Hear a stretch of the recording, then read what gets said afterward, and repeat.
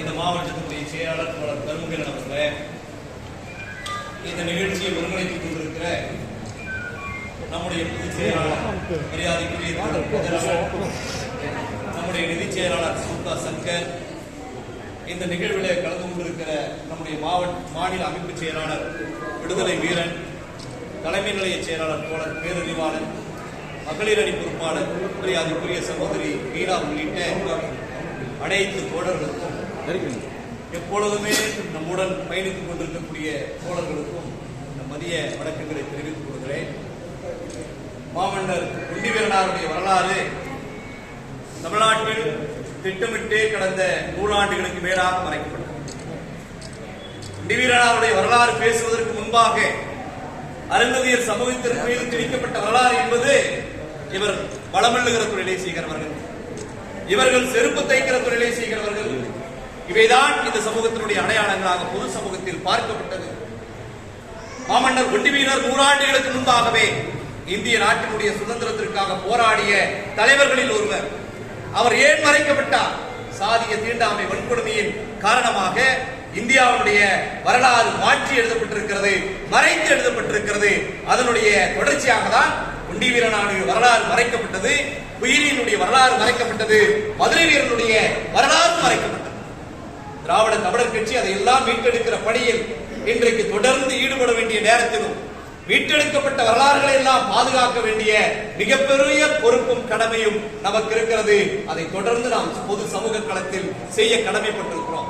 நம்முடைய தோழர் சொன்னதை போல இது ஒரு கொண்டாட்டம் மிகுந்த ஒரு மாதமாக நாம் பார்க்கிறோம். கடந்த 1ஆம் தேதி உச்ச நீதிமன்றத்தினுடைய தீர்ப்பு வந்தது.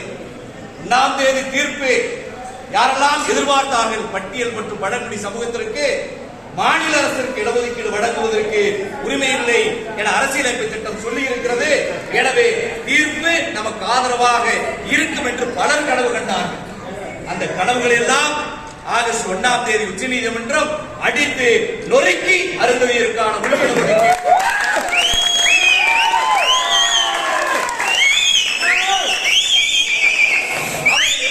தீர்ப்பு வரவில்லை.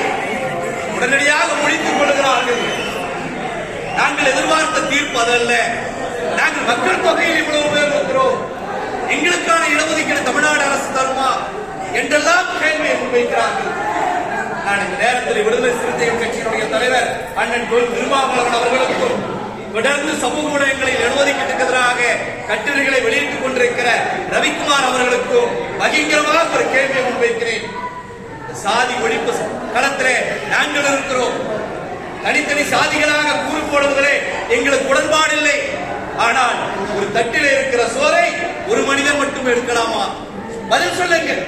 47, 57, 67, 77, 87, 97, 2007, 2017 ஏறக்குறைய 60 ஆண்டுகளுக்கு மேலாக அருந்ததியர்களுடைய உரிமை யாருக்கு போய் சேர்ந்தது? எங்களை அபகரித்தீர்களே, கேட்பது இன்றைக்கு தவறா? உடனே மாநில அரசுக்கு அதிகாரம் இல்லை. அவர் சொல்லுகிறார், யோகி ஆதித்யநாத்திடம் கொண்டு போய் இந்த அதிகாரத்தை கொடுத்தால் சரியாக இருக்குமா என்று கேட்கிறார். நான் கேட்கிறேன், யோகி ஆதித்யநாத்திடம் தர வேண்டாம்.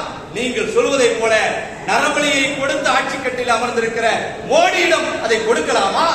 நீங்கள் கொடுக்க சொல்லுகிறீர்களே, அது நியாயமா என்று கேட்க வேண்டிய நேரத்தில் இன்றைக்கு அரசு எவ்வளவு பேர் நீதிபதிகளாக இருக்கிறோம். 2024 சுதந்திரம் அடைந்து 70 ஆண்டுகளை கடந்து போகிறோம். ஒரே ஒரு மாவட்ட நீதிபதி. நியாயமா? எவ்வளவு மாவட்ட ஆட்சித் தலைவர்கள், எவ்வளவு பேராசிரியர்கள், எவ்வளவு வைஸ் சான்சலர்கள், யாருமே இல்லை. கேட்டால் இவைதான் சமூக நீதி, நீங்கள் பேசக்கூடாது என்றால் இதைதான் பேசுவோம், இதுதான் சமூக நீதி. எங்களுக்கு பாடம் எடுக்குங்கள். சப் கேட்டகரைசேஷன் என்றால் என்ன? வளர்ந்தவன் வளராதவனுக்கு தரணும், அதான் சப் கேட்டகரைசேஷன். உங்களுக்கு என்ன கஷ்டம்? கிரிமினல் வரட்டும். நாங்கள் கிரிமினலை அரசியல் ரீதியாக எப்பொழுதும் ஆதரித்ததில்லை, இனிமேலும் ஆதரிக்க மாட்டோம். ஒருவேளை கிரிமினல் வந்தால் யார் முதல்ல? நீங்க தான் வெளியே முதல் பயனாளி நாங்கள் தான்.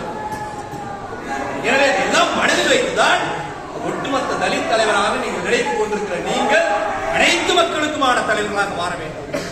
ஏன் இப்ப கிடைச்சதே 2 நாடாளுமன்ற உறுப்பினர் விளிம்பு நிலையில தானே இருக்கிறோம். ஒரு சீட்டு கொடுத்திருக்கலாமே. சட்டமன்ற உறுப்பினர்கள் எவ்வளவு பேர் கொடுத்தோம்? மக்கள் நல கூட்டணியில 25 சட்டமன்ற உறுப்பினர்கள் உங்களுக்கு கொடுத்தார்களே, ஏதாவது ஒரு அருந்ததியர்களுக்கு கொடுத்தாங்களா? எங்களுக்கு வேண்டாம், விடுதலை சிறுத்தைகள் இருக்கக்கூடிய அருந்ததியர்களுக்கு கொடுத்தார்களா? இல்லையே. அப்ப கொடுக்காத போது நான் தலித் தலைவர் என்பதை எப்படி ஏற்றுக்கொள்ள முடியும்? எனக்கான பிரச்சனைகளை நீங்கள் பேசினால் எனக்கான தலைவராக நான் பார்க்க மறுக்கிற பொழுது, அந்த சாதியின் அடிப்படையில நீங்கள் செயல்படுகிற பொழுது எதிர்த்து நிற்பதை தவிர அருந்ததியர்களுக்கு வேறு வழியை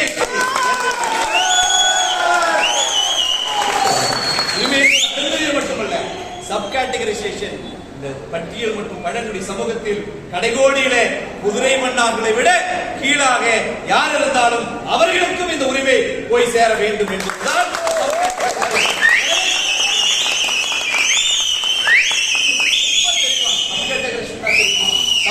தெரியுமா? சோசியல் ஜஸ்டிஸ் அடிப்படையில் பிரிபரேஷன் பேசிஸ், தகுதி மக்கள் தொகை அடிப்படையில் கொடுப்பதல்ல, தேவையின் அடிப்படையில் நீதியின் அடிப்படையில் கொடுப்பதுதான் அறம், அதுதான் சமூக நீதி.